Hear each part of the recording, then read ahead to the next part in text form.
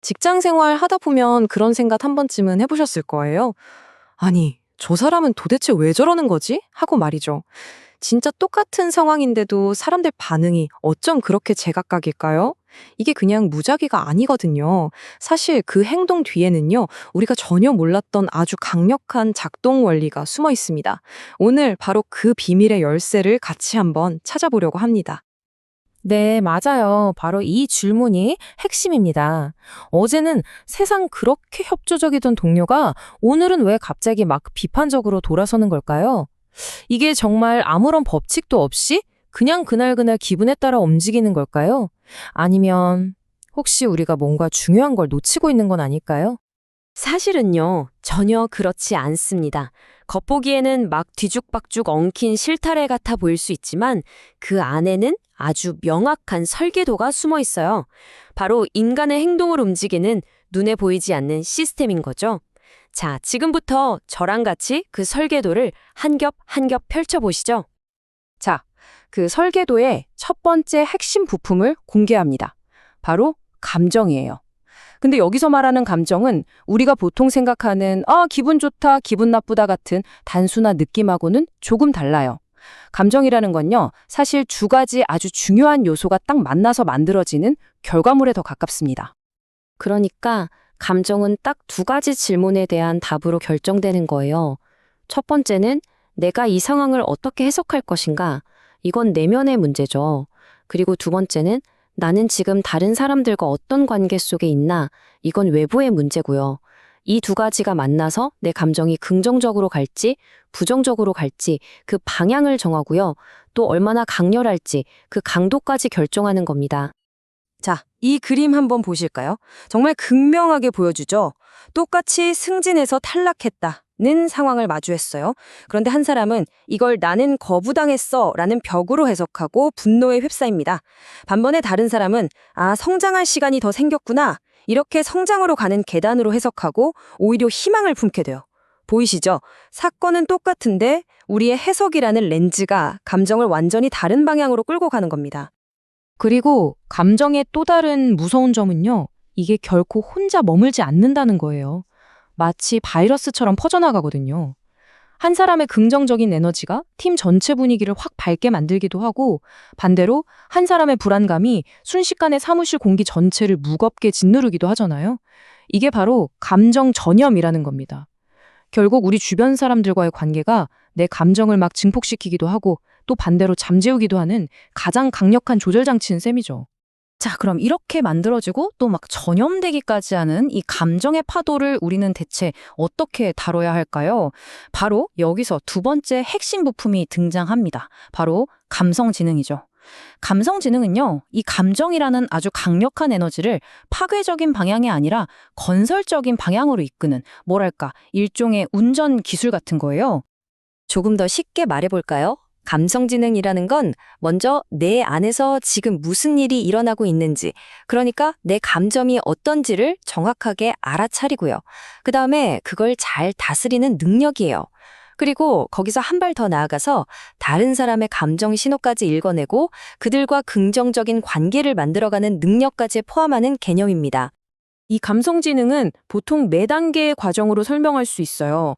모든 건 나를 아는 것에서부터 시작합니다. 먼저 내 감정을 정확히 인식하고, 이게 자기 인식. 그 다음엔 그 감정을 잘 다스리는 거죠. 이게 자기 관리. 이렇게 나를 제대로 이해하고 나면 비로소 다른 사람이 눈에 들어오기 시작해요. 다른 사람의 감정을 읽고 사회적 인식, 그들과 긍정적인 관계를 맺는 관계 관리 단계로 나아가는 거죠. 이 네 개의 바퀴가 모두 잘 굴러가야 합니다. 자, 이 표를 한번 보세요. 그 차이가 정말 한눈에 들어오죠? 왼쪽을 먼저 볼까요? 감성지능이 낮으면 분노라는 감정이 그냥 공격적인 비난으로 터져 나와버려요.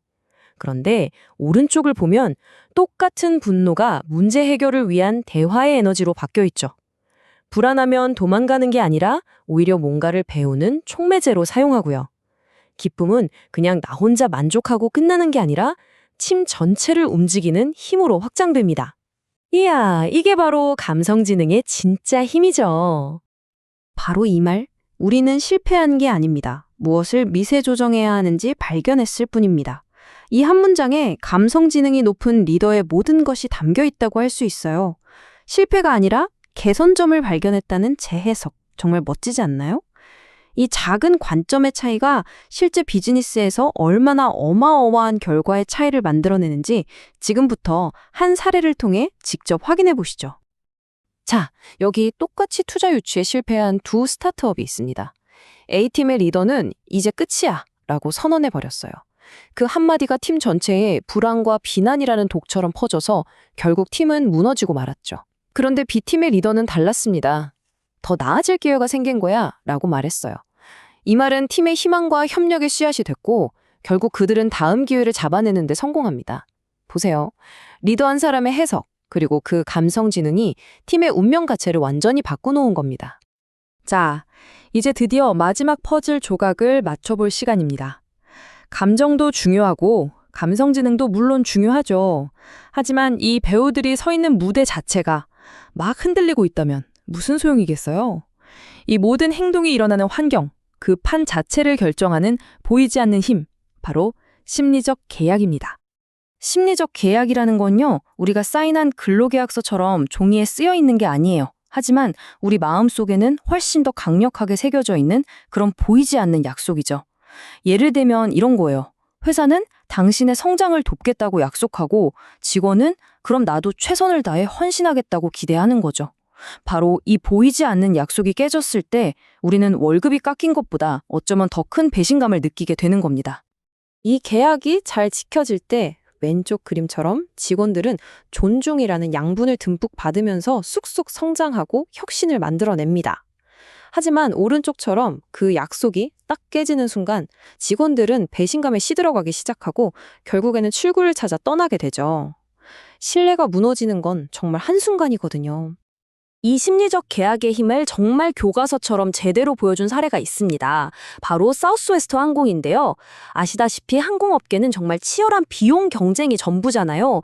그런데 이 회사는 직원들에게 아주 다른 약속을 했습니다. 바로 당신은 우리에게 비용이 아니라 가장 소중한 자산이자 동료입니다. 라는 강력한 약속이었죠. 그리고 그 약속을 꾸준히 지켜왔습니다. 그 결과는 정말 놀라운 연쇄 반응을 일으켰어요. 회사가 직원을 든든하게 보호해주니까 이게 바로 심리적 안정감이죠. 직원들이 알아서 자발적으로 아이디어를 내기 시작했고 이게 창의적인 서비스로 이어졌고요. 이게 또 고객들의 마음을 완전히 사로잡아서 고객 충성도가 높아졌죠. 결국에는 어마어마한 재무 성과로 돌아온 겁니다. 심리적 계약이 어떻게 진짜 돈이 되는지를 완벽하게 증명해낸 거죠. 자, 지금까지 우리는 행동을 만드는 설계도의 세 가지 핵심 부품, 그러니까 감정, 감성지능, 그리고 심리적 계약에 대해 각각 살펴봤습니다. 이제 이 부품들을 하나로 조립해서 이게 어떻게 하나의 완성된 시스템으로 작동하는지 그 큰 그림을 한번 그려보겠습니다. 이 모든 걸 자동차에 한번 비교해 볼까요? 아주 딱 들어맞거든요. 감정은 우리를 앞으로 나아가게 하는 강력한 엔진입니다. 그리고 감정지능은 그 강력한 엔진의 힘을 내가 원하는 곳으로 이끌어주는 핸들인 거죠. 그리고 가장 중요한 것, 심리적 계약은 바로 이 차가 달리는 도로 그 자체입니다. 여러분, 아무리 좋은 엔진과 핸들을 가졌어도 도로가 막 구덩이로 가득하고 울퉁불퉁하다면 제대로 달릴 수가 없잖아요. 네, 맞습니다. 이 세 가지는 정말 톱니바퀴처럼 아주 긴밀하게 맞물려 돌아갑니다. 그래서 어느 하나라도 삐걱거리기 시작하면 전체 시스템이 멈춰서게 되는 거죠. 이 엔진, 핸들, 그리고 도로, 즉 감정, 감성지능, 심리적 계약, 이 세 가지가 건강하게 조화를 이룰 때 비로소 우리 조직은 헌신과 협력이라는 목적지를 향해 안전하게 순항할 수 있게 되는 겁니다. 마지막으로 이 질문을 여러분께 한번 드려보고 싶습니다. 여러분이 계신 조직은 지금 어떤가요? 혹시 열정 하면서 강력한 엔진만 너무 강조하다가 과열되고 있지는 않나요? 아니면 혹시 모든 문제를 개인의 핸들링 능력, 즉 감성지능 탓으로만 돌리고 있지는 않으세요? 어쩌면 가장 기본이 되는 평탄한 도로, 그러니까 신뢰에 기반한 심리적 계약을 만드는 일을 깜빡 잊고 있었던 건 아닐까요? 아마 이 질문에 대한 답을 찾는 것에서부터 진짜 변화는 시작될 겁니다.